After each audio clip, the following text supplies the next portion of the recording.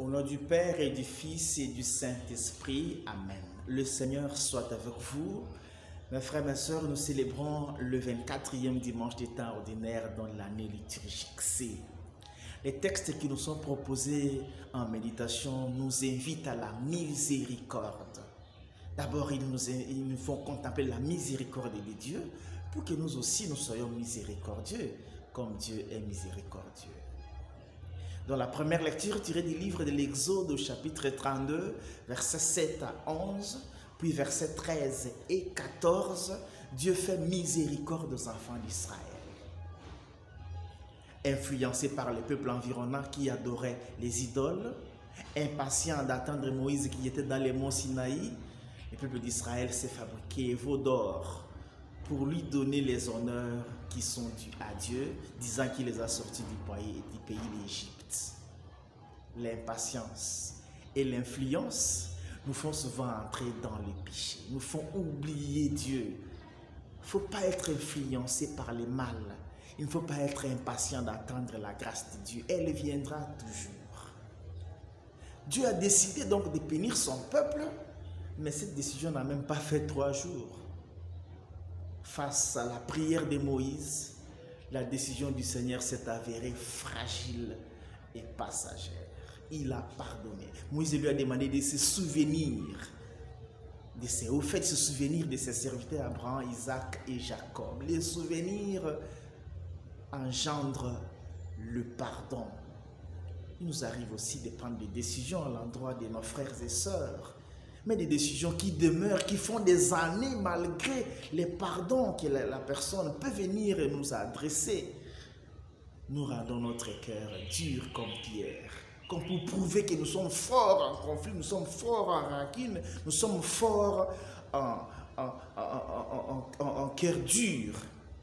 Que le Seigneur rende nos cœurs fragiles s'il faut pardonner, s'il faut faire miséricorde. Parce que Dieu nous pardonne toujours. Pourquoi devons-nous garder les rancune et les conflits durant des années et des mois alors que la personne fait l'effort de revenir vers nous?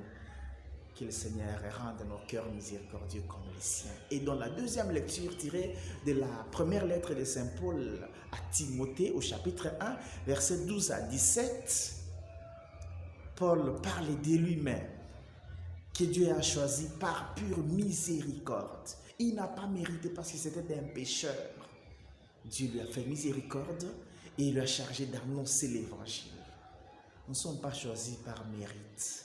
Nous ne sommes pas mieux que les autres, mais par pure grâce, par miséricorde de Dieu. D'où la nécessité d'être humble dans la vie du Seigneur. Être humble après avoir reçu une grâce de la part de Dieu. Parce que Dieu n'agit pas envers nous selon nos mérites. C'est par pure grâce, par pure miséricorde.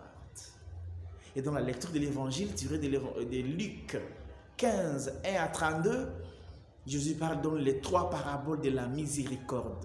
La parabole de la brebis perdue, la parabole de la drachme perdue, de la monnaie perdue, et la parabole du Père miséricordieux. Pour nous montrer comment le Seigneur se soucie de nous rappeler à lui, du souci de nous chercher, de sa miséricorde de nous recherche. Dieu prend l'initiative de nous chercher pour nous faire revenir en lui. Je voudrais parler plutôt de la parabole du Père miséricordieux que nous appelons la parabole de l'enfant prodigue. Ici, il s'agit de 2 pécheurs, le fils aîné et le cadet.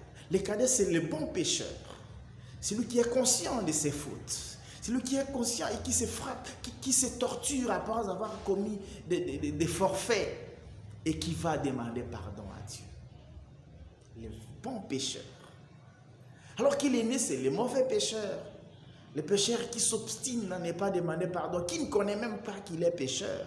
Parce que pour les deux, quand le cadet arrive, le père sort et il va aussi sortir pour aller suivre l'aîné. Le cadet va embrasser son père, l'aîné va refuser d'entrer dans la miséricorde. C'est le pécheur orgueilleux qui ne se reconnaît pas pécheur, l'aîné. Que le Seigneur nous aide plutôt à être d'abord comme les cadets. Lui qui se reconnaît pécheur, c'est reconnaître pécheur devant Dieu et aller demander pardon. C'est reconnaître que nous avons commis des torts envers nos frères et sœurs et leur demander pardon. Ne soyons pas comme l'aîné qui ne connaît même pas qu'il est pécheur, qui s'enferme dans l'orgueil et commence à citer les bienfaits qu'il a fait à son père. Les pécheurs orgueilleux, évitons de l'être. Que le Seigneur nous aide aussi à imiter son cœur. Lui qui ne rappelle même pas à son fils qu'il a, il a fait quand même un patricide parce qu'il a demandé l'héritage avant la mort de son père. Le père ne rappelle pas, le père l'embrasse et le fait entrer dans la miséricorde. Et nous aussi, s'il faut pardonner, ne rappelons pas ce que les autres nous ont fait de mal, parce que la miséricorde est au-delà de ce qu'on peut nous faire comme mal dans la vie. Que le Seigneur nous aide à être miséricordieux comme lui-même est miséricordieux à notre endroit. Que Dieu Tout-Puissant vous bénisse, le Père, le Fils et le Saint-Esprit. Amen. Bon dimanche à tous.